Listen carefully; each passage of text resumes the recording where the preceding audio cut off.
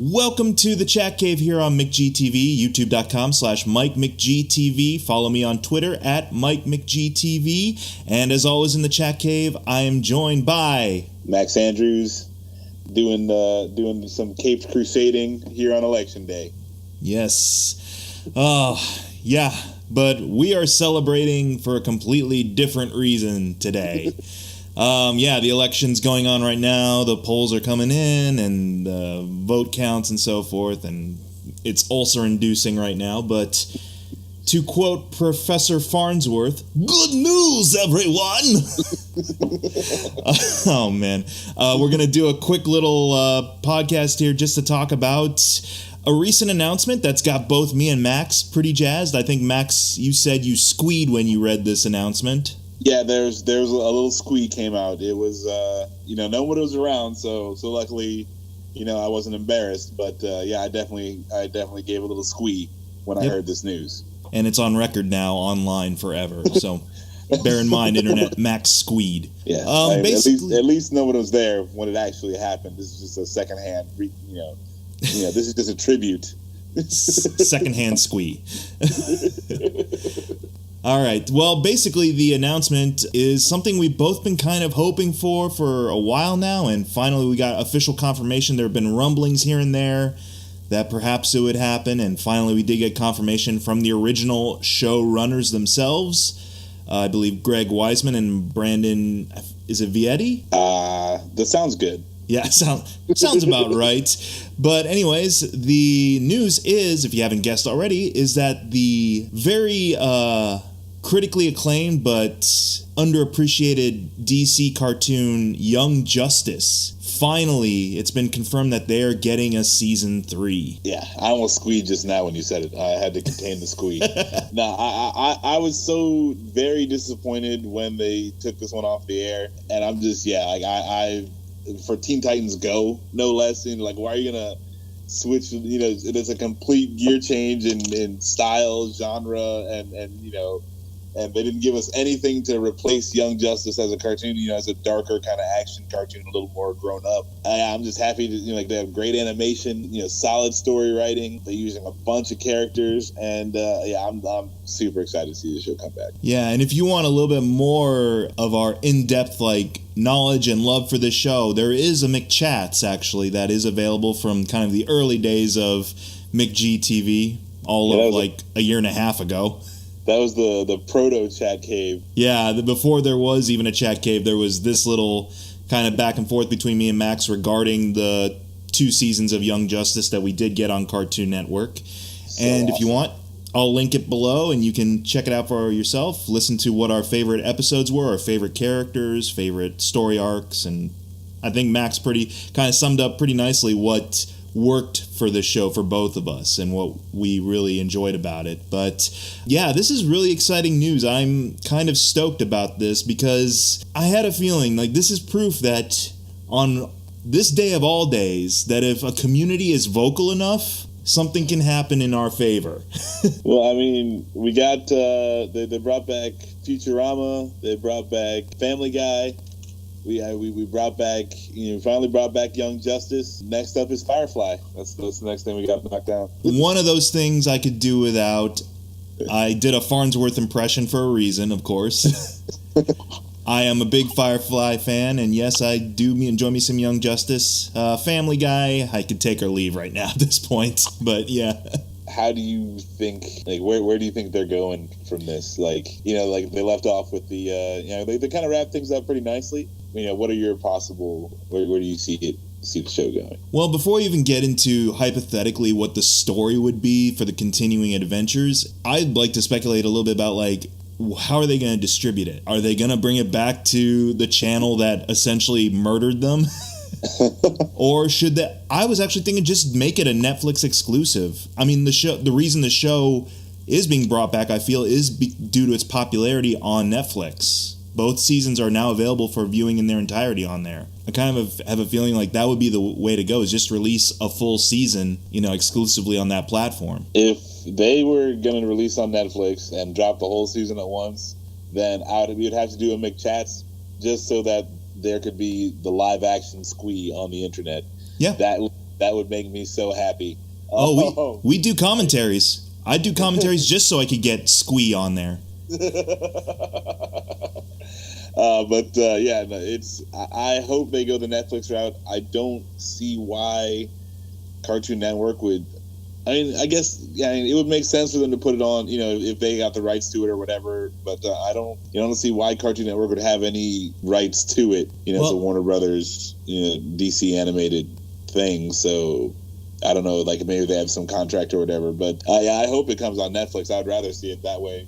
Then I could just get it all at once. And again, this is kind of touching upon what we talked about in the McChats a while back, is that the reason it didn't last on Cartoon Network wasn't because it was bad quality, not at all. It was because it wasn't selling toys and it wasn't catching the young boy crowd so much. And head honchos don't think they can sell a toy to a girl. Yeah, and you can sell a toy to a girl, and also, if that's what you're worried about, then just switch up your game and move to apparel.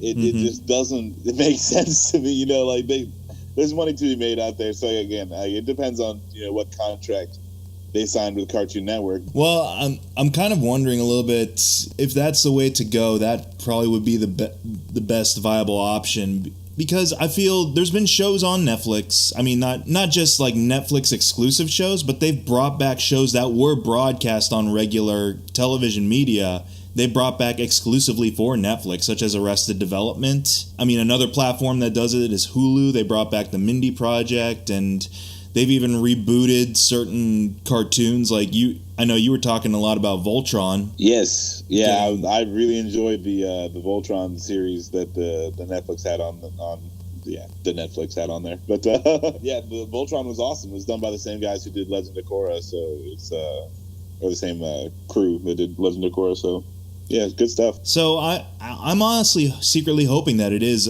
online exclusive, that it is through Netflix. I'm outwardly hoping that. Yeah. For the whole world to see. Yeah. So that way you don't have to really placate advertisers so much as you would on something like Cartoon Network, and also you can tell longer stories on there. You don't have to have commercial breaks. Right. Oh yeah. And I mean, even though the DC, for the DC animated block that they had on Cartoon Network, they had some really, really great bumps and animated shorts on there that I really miss. I don't know where the medium is for more of that stuff, but they had a lot of great little short cartoons when they were running these DC cartoons. So I'm hoping we get some more of that stuff too.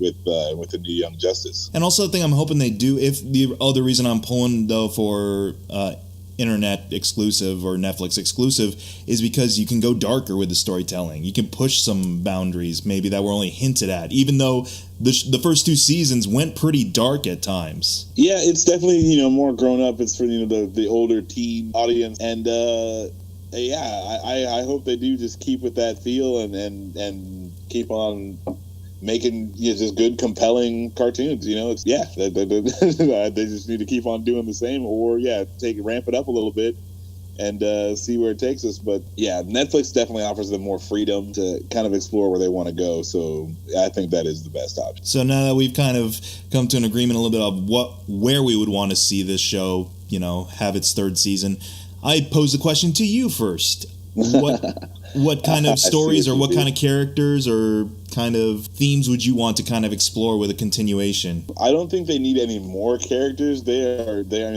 pushing Justice League Unlimited levels of sidekicks in this show. Mm-hmm. So I would kind of like to see them just play around in the pool that they already made. What's interesting is in the comic books, Wally West is the person who kind of sets off this most recent big event in the comic books. So, and he it's the whole thing is he comes out of nothing and everyone had to remember him. And you're talking about Rebirth? Yes, I think it'd be cool if they just kind of played off that and they did something along those lines and just had a storyline involving that. But also they got Aqualad takes over the team again at the end of the season. Mm-hmm. So we're seeing with his leadership how things are going, and Nightwing took some time off, so you don't know where he's going to be at as far as where they want to pick up with his story. And then of course obviously there's another 35,000 sidekicks that they got, sidekicks and B characters that they got in this thing. So now, yeah, I'm just excited. I don't know where they're going to go. The other question I'll pose to you is, would you want what they did between 1 and 2, where there was a bit of a gap in time? No, I don't want to, like, because how long was it? 5 years? Yeah. Between, I didn't like that. It was cool seeing like everybody grown up all of a sudden. Again, I think for that, for the storytelling, they were just trying to widen their pool of characters that they could use. So they could just tell more stories and have more people in there. Mm-hmm. And for the coming back, I'd like to see them just use, like what they've shown, and not really add any more to it. Just because it almost seemed a bit too much to me, when this one came out and when season 2 came out, and I was like, holy crap, they really went for it. Like, they're not going to have another season, and little did I know that they weren't actually going to have another season. Yeah. So I would like to see them just kind of, I don't want to say rein it in, but, like, they don't need to expand their universe really anymore. They've already, they're doing the Adam Strange stuff. There are, different planets. It's all kinds of stuff. So I think that they just need to tell a good story with what they have and not worry about bringing anything, else into the story. So nothing too gimmicky then. Yeah. I had no problem with the time jump between the 2 seasons we did get. I do kind of believe, just kind of continue the story on without having to rely on that being the gimmick of like, okay, let's catch up on where we were last. And just continue as is, because they did leave it, even though they did wrap up a lot of stories, like you said, they could have left off, spoilers here, the death of Wally West, or quote-unquote death of Wally West, wide open, and it would have been a fitting ending anyways. Very much paying homage to what Barry Allen did in the 80s with The Crisis. Right. But, like, they did have one cliffhanger, which was Vandal Savage meeting with Darkseid, who I guess has been this long conspirator since the beginning. Well, yeah, I mean, like, and when anyone starts messing with Apocalypse Tech, like, it's always Darkseid, all roads lead to Darkseid. So, that wasn't too surprising, but again, that's another little thing that they've opened the door wide open, so we're going to be seeing some Justice League level involvement in this stuff. And I've always liked that too about this league, where it's like the Justice League is like, okay, we've got this crazy stuff going on. You take this next worst crazy thing that we have to deal with. One idea I actually had for the kind of, it wouldn't really so much be a gimmick, because I wouldn't want it to be like every episode this happens, but kind of like maybe an arc in the background would be exploring major DC events through the eyes of these younger heroes, essentially. I mean, I'm not saying this would necessarily work too well, because maybe it would take the focus a little bit too much away from the team, but have an event like, say, Death of Superman occur kind of as the B plot for a couple of episodes, to have the team kind of react to that, because it's not just, say, Superboy who would have a very strong response to that kind of event, because even in this world, Superman's kind of the gold standard for heroism, and is kind of a big influence on a lot of the young heroes.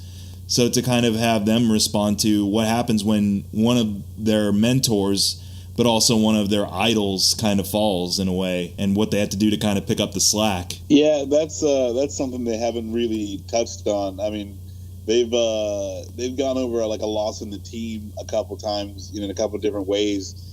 So yeah, it would be interesting to see if they want to do something big like that. And also, that's a good way to just kind of pull Justice League members off of the table, so that you can't be like, well, why doesn't Superman just show up? Right.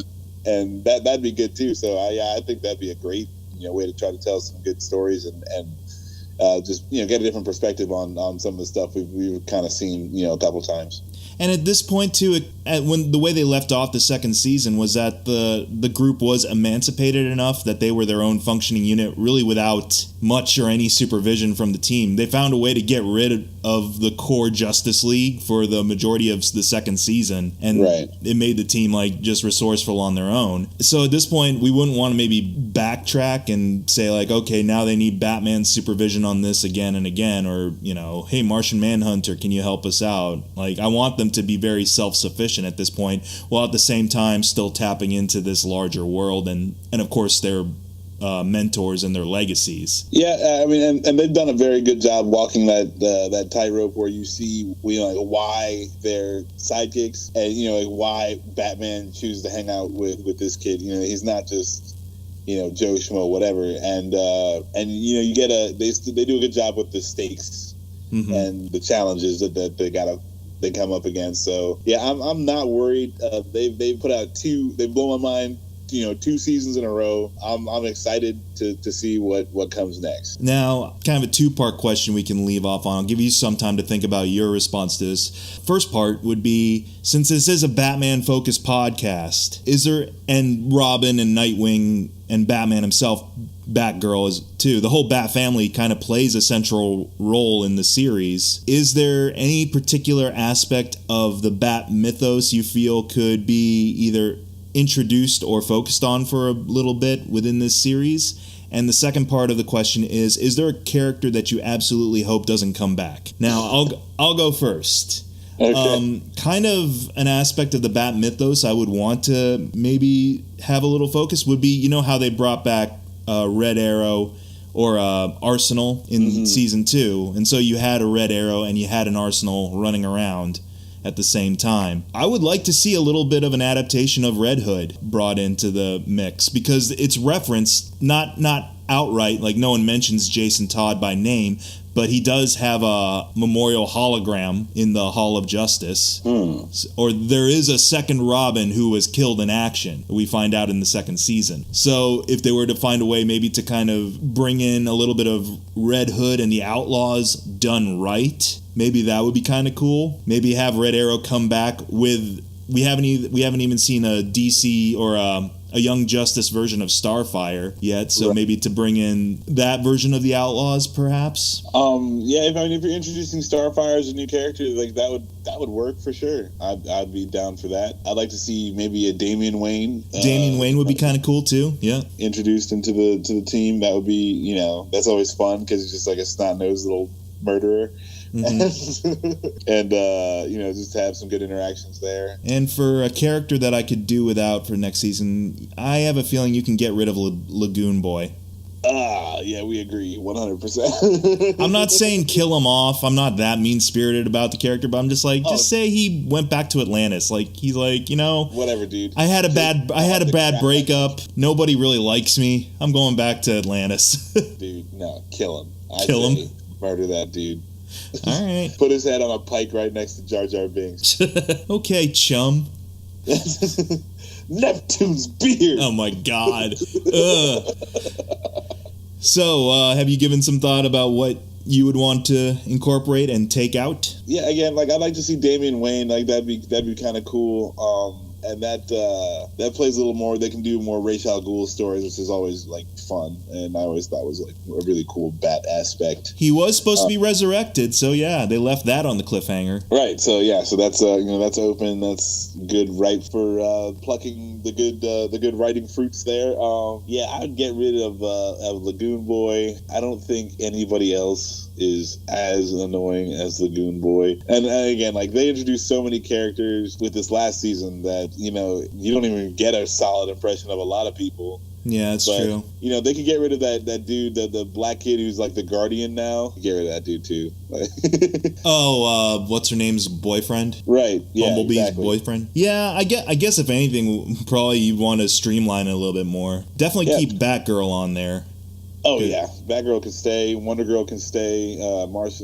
Miss Martian. Yeah, there's already so many characters. Do you think you'd want Wally? So you say Wally West resurrection of some kind would be kind of cool thing to integrate? Yeah, I think they would have to, just because Kid Flash is. He's one of the original characters, and I don't think the show would be the same without him. So I feel like you gotta bring him back. And have him graduate to become full-fledged Flash, and then Impulse can become, or he is Kid Flash already, according to the end of the season. So yeah, it's just I like Wally West, so I hope they bring him back, and I don't know if they're signing up for multiple seasons now. Are they back up and running, or are they just doing this one to kind of finish stuff out? Yeah. So, depending on that, then, we'll see how long, see if Wally comes back. Because it would also, if they're getting another season after this one, then let them wait, I'd say. Let us wonder if they're just gonna leave him alone and then Yeah. bring him back next season. Well, I mean, it all depends on the success of whatever format this show's going to take. Again, I am hoping, I guess I am outright hoping for the Netflix route or the streaming route, because I feel that could be very much more helpful to the show than just putting it back onto a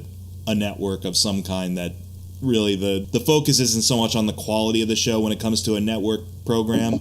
It's more about, what product they can push with the show. Yep. Yeah. So, and streaming might have saved it. So maybe they need to know where their market is. Mm-hmm.